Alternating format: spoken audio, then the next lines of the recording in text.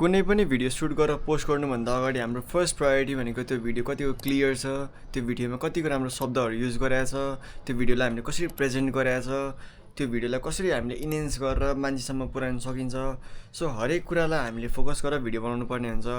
अब यो मेरो जुन जर्नी छ नि, यो जर्नीमा मैले धेरै कुरा सिकिरहेको छु क्या। लाइक अब यो सानो एक्सन क्यामेरा छ नि, यसभित्र पनि कतिवटा मोड हुन्छ क्या। नर्मली त हामीले अब अटो मोडमा हुन्छ, सो अन गऱ्यो यतिकै बोलो सक्यो, अनि पोस्ट गरिदियो, हल्का बिचमा एडिट गऱ्यो। तर एडिट गर्ने क्रममा इफ तपाईँको फुटेजै राम्रो क्लियर छैन भने यहाँ जति नै पोस्ट प्रोडक्सनमा गरे पनि त्यो लेभलको त एडिट हुँदैन नि त। सो हामीले फर्स्ट फोकस चाहिँ के गर्नु पऱ्यो भन्दाखेरि पोस्ट प्रोडक्सनभन्दा पहिला चाहिँ हामीले यहाँनिर म्यानुअल सेटिङ चाहिँ फर्स्ट अन्डरस्ट्यान्ड गर्नु पऱ्यो क्या। अब इट्स बिन अलमोस्ट 5 मन्थ मैले यो त्यति बेला किनेको थिएँ, अनि अहिले बल्ल आएर म अझै हुन्छ नि लाइक ग्रासदेखि त्यो सबै बुझ्दै अगाडि बढ्दैछु क्या। अनि अहिले पनि मलाई अझै डाउट लाग्छ क्या, मैले गरेको सुटले चाहिँ अझै पनि त्यो हुन्छ नि लेभलसम्म पुगेको छैन, अझै कति म ल्याग गरिरहेको छु भनेर मलाई आफै फेरि त्यस्तो हुन्छ भने तपाईँ आफै सोच्नु न। तपाईँले कुनै क्यामेरा लिँदाखेरि डाइरेक्टली तपाईँ खतरा मान्छे त होइन नि त होइन।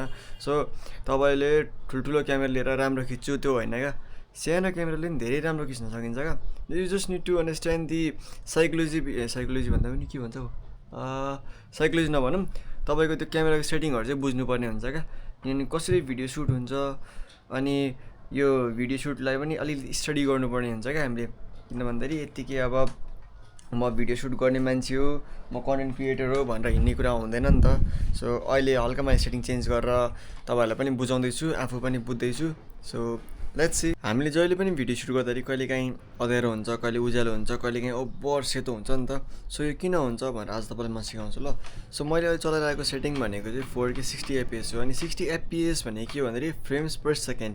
सो फ्रेम्स पर सेकेन्डको डबल चाहिँ हाम्रो सटर स्पिड हुनुपर्छ क्या, सो द्याट अब हाम्रो त्यो जुन मोसन छ त्यो एक्चुअल होस् क्या। अब इफ हाम्रो सटर स्पिड चाहिँ लो छ भने अलिक मोसन धेरै देखिन्छ, मोसन ब्लर टाइपको हुन्छ होइन, यसो सल्लाह बिस्तारै यस्तै हुन्छ नि, त्यो हुन्छ। अनि इफ हाम्रो हाई भयो भने धेरै सार्प हुन्छ, यस्तो सट देखिन्छ नि त। त्यही भएर हाम्रो उता फिल्म सुट गर्दाखेरि जहिले पनि फिल्ममा तपाईँको एकदम युज हुने भनेको चाहिँ 4K 25 FPS वा 30 FPS हो होइन। अनि त्यसको ठ्याक्क डबल चाहिँ सटर स्पिड हुन्छ, सो द्याट त्यो मोसन एकदम राम्रो होस् भनेर हुन्छ होइन। अब अर्को कुरा भन्नुहुन्छ भने जुन हाम्रो आइएसओ हुन्छ नि, यो स्पेसली सानो क्यामेरा जुन म चलाइरहेको छु एक्सन 5 प्रो, यसमा चाहिँ हाम्रो आइएसओ लेभल जहिले पनि 100देखिको लिएर 800को बिचमा राख्नु पऱ्यो। 800 भनेको चाहिँ हाम्रो इफ अँध्यारो छ त्यो बेलामा 800सम्म लानु, त्योभन्दा बढी गयो भने चाहिँ अलिकति ब्लर आउने, अलिकति क्लियर नआउने हुन्छ। सो त्यो सिचुएसनहरूको लागि भनेर चाहिँ हामीले यो अपनाउनु पर्ने हुन्छ।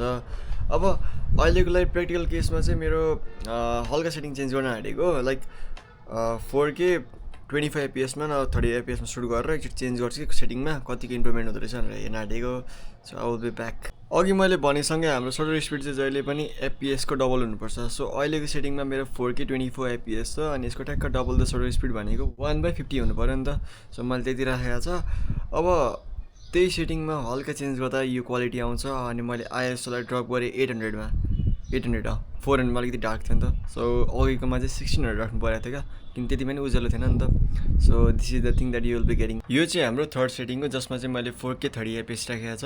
किन भन्नुहुन्छ भने हल्का अब मुभमेन्ट हुन्छ नि त। सो मुभमेन्टमा चाहिँ त्यो 25 FPSले हल्का फ्लिकर गर्छ भन्ने कुराले चाहिँ, फ्लिकर भनेको त तपाईँको लाइटले अलिकति ब्लर टाइपको यस्तो हुने हो नि त होइन।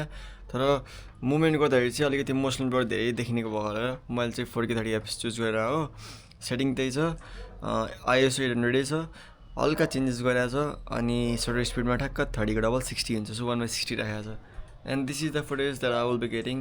अब म अहिले करेन्टली दिदीको रुममा छु नि त, मेरो रुम त उता छ, अनि त्यो फुल्ली डार्क छ क्या, त्यसको लागि मैले लाइट बाल्नै पर्छ।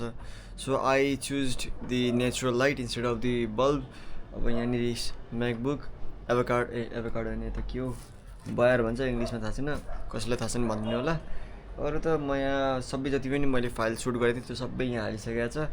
अनि मेरो मिस्टेक के भयो भन्दाखेरि ट्राभलिङ गर्दाखेरि मैले अलिकति आइएसओलाई हाई गरेँ क्या, 1600 गरेको थिएँ नि त। त्यसले गर्दाखेरि अहिले अलिकति फुटेजमा ब्लर टाइपको अलिक सार्प नभएको त्यस्तो आइरहेछ। अनि हल्का यहाँ पोस्ट प्रोडक्सनमा त्यसलाई एडिट गरेर म क्ल्यारिफाई गर्छु। क्ल्यारिफाई भन्दा पनि म त्यसलाई हल्का राम्रो बनाउँछु।